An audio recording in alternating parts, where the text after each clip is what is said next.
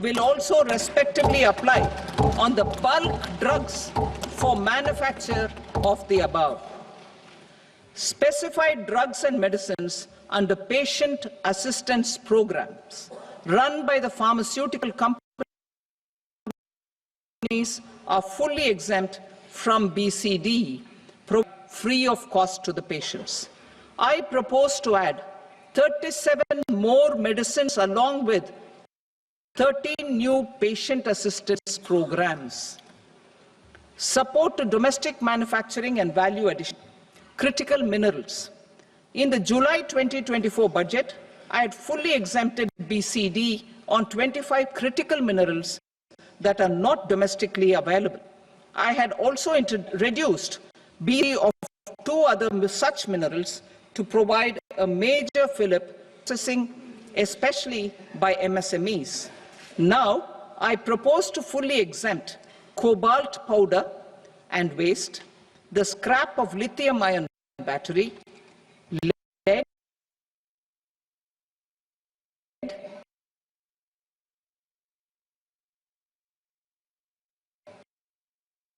zinc, and 12 more critical to promote domestic production of technical textile products, textiles, medical textiles, and geotextiles at competitive prices. I propose to add 2 more types of shuttle-less looms to the list of fully exempted textile machinery.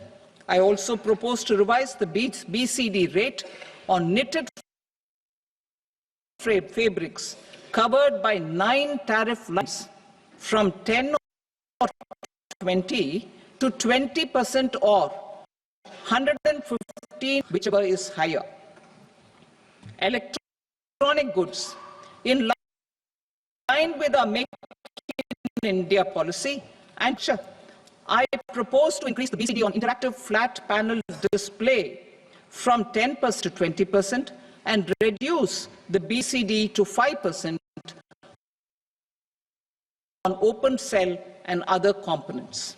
In 23-24 budget, for the manufacture of open cells of LCD, LED TVs, I had reduced the BCD on parts of open cells from 5% to 2.5%. To further boost the manufacture of such open cells, the BCD on these parts stand exempted. Lithium-ion battery.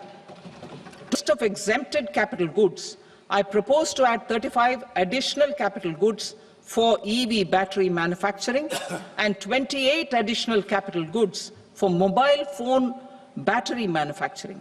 This will boost domestic manufacture of lithium-ion batteries, both for mobile phones and for electric vehicles. Shipping sector. Considering that shipbuilding has a long gestation period, I propose to continue the exemption of BCD on raw materials, components, consumables, or parts for the manufacture of ships for another 10 years.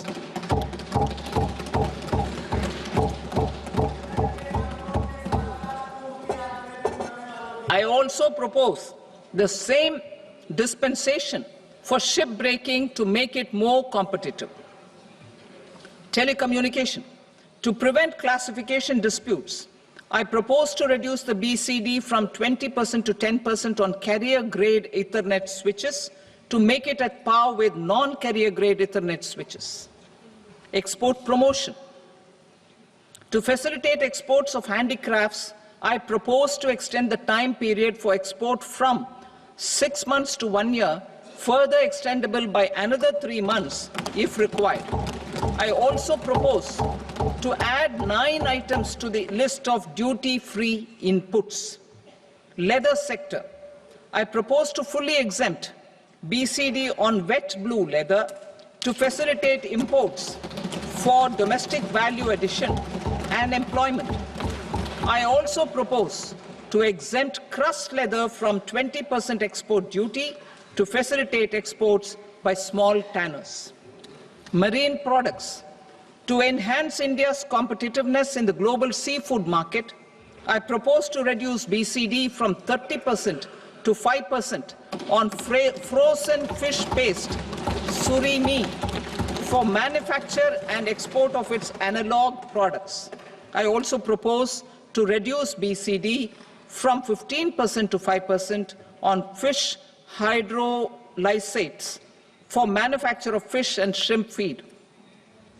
In July 2024 budget, to promote development of domestic MROs for aircraft and ships, I had extended the time limit for export of foreign origin goods that were imported for repairs from 6 months to 1 year and further extendable by 1 year.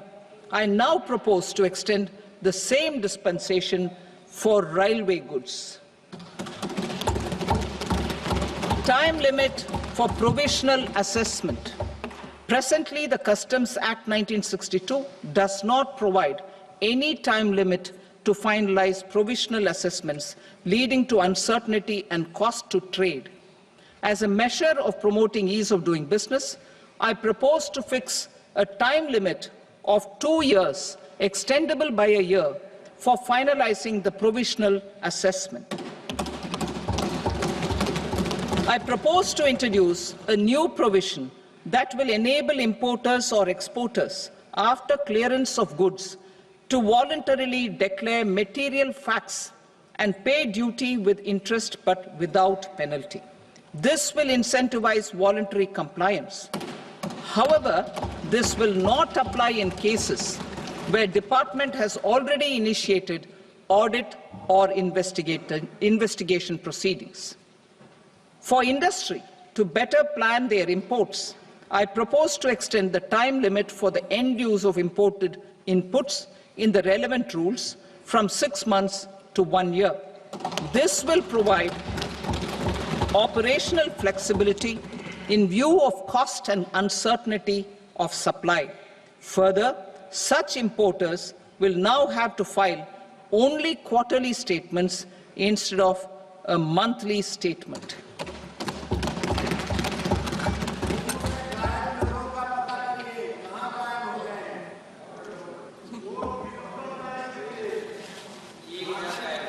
I now come to my direct tax proposals. In Part A, I have briefly underlined taxation reforms as one of key reforms to realize our vision of Vikasit Bharat.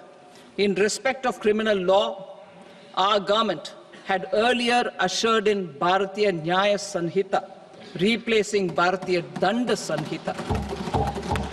I am happy to inform this august House and the country that for new income tax bill will carry forward the same spirit of Nyaya in its drafting as well.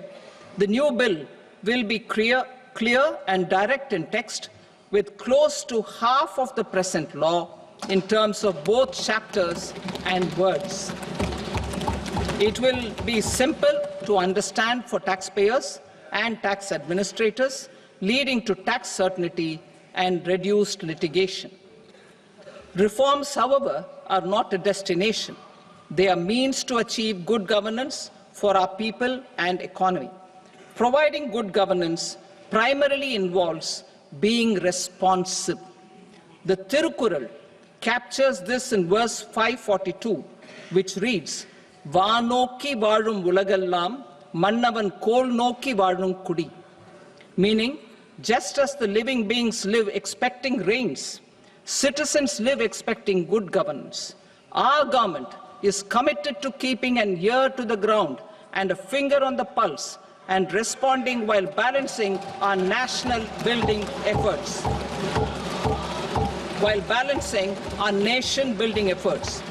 The following measures will detail just how our government will, under the guidance of PM Modi, has taken steps to understand and address. I repeat that sentence, sir. The following measures will detail just how our government, under the guidance of PM Modi, has taken steps to understand and address the needs voiced by our citizens. My tax proposals are guided by this spirit. The objectives of my proposals are as follows. Personal income tax reforms with special focus on middle class. Rationalization of TDS and TCS for easing difficulties. Encouraging voluntary compliance. Reducing compliance burden. Ease of doing business, employment and investment. I will come to my proposal on personal income tax towards the end.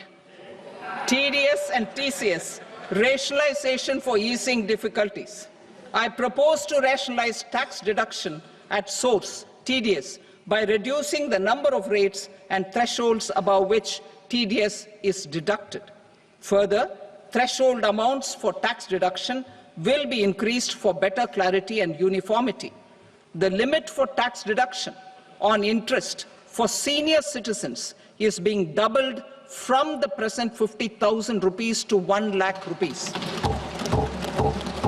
Similarly, the annual limit of 2.40 lakh rupees for TDS on rent is being increased to 6 lakh rupees.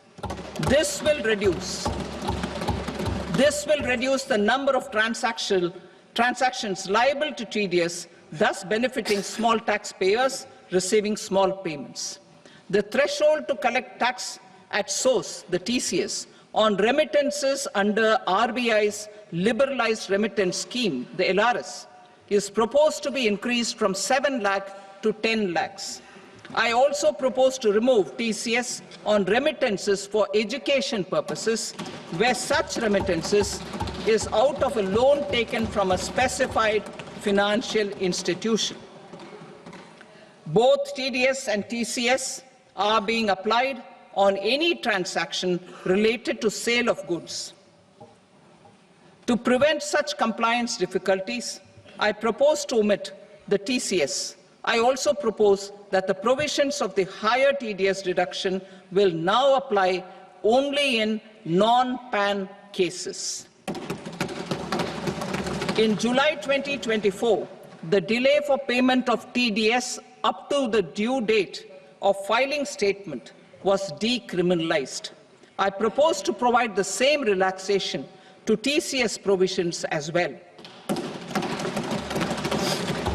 The government under the leadership of Prime Minister Modi believes in Sabka Saath, Sabka Vikas, Sabka Vishwas and Sabka Prayas. In line with this, we brought in updated return facility in 2022 for voluntary compliance by taxpayers who had omitted to report their correct income. Our trust in taxpayers was proved right. Nearly 90 lakh taxpayers voluntarily updated their incomes by paying additional tax. Taking this trust further, I now propose to extend the time limit to file updated returns for any assessment year from the current limit of 2 years to 4 years. I propose to reduce the compliance burden for small charitable trusts and institutions by increasing their period of registration from 5 years to 10 years. It is also proposed that disproportionate consequences do not arise for minor defaults such as incomplete applications filed by charitable entities. Presently, taxpayers can claim the annual value of self-occupied properties as nil only on the fulfillment of certain conditions. Considering the difficulties faced by taxpayers, it is